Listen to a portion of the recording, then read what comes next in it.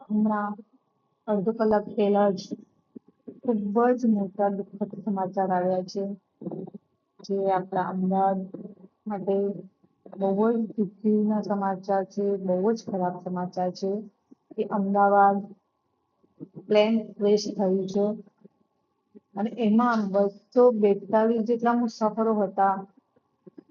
ખબર નથી હવે કોણ જીવ્યું છે, કોણ મરી ગયું છે.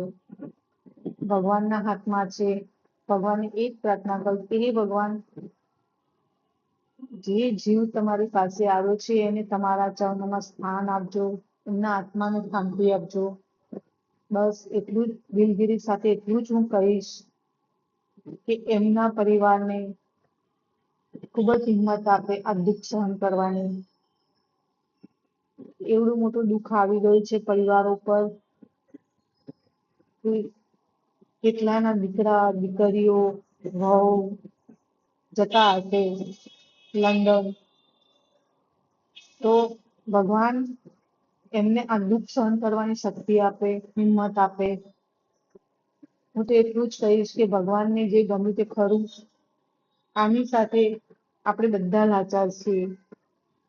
એ ધારે તે કરી શકે છે.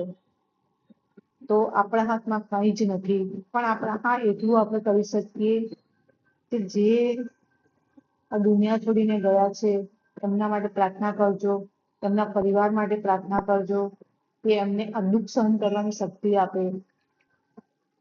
અને બીજું કે આપણા પૂર્વ સીએમ સાહેબ રૂપાણી સાહેબ એ પણ આ પ્લેનમાં હતા એવું જાણવા મળ્યું છે. એ પણ નથી રહ્યા, પણ ભગવાન કરે કે એમને કંઈ જ ના થયું હોય. પણ કહેવાય છે કે આપણા હાથમાં કંઈ જ નથી. જીવન મૃત્યુ એ ભગવાનના હાથમાં છે. એટલે ભગવાનને એ જ પ્રાર્થના કરો કે ભગવાન એમના આત્માને શાંતિ આપે, દુઃખ સહન કરવાની શક્તિ આપે એમના પરિવારજનોને. રાધે રાધે. જય શ્રી કૃષ્ણ. જય શ્રી રામ.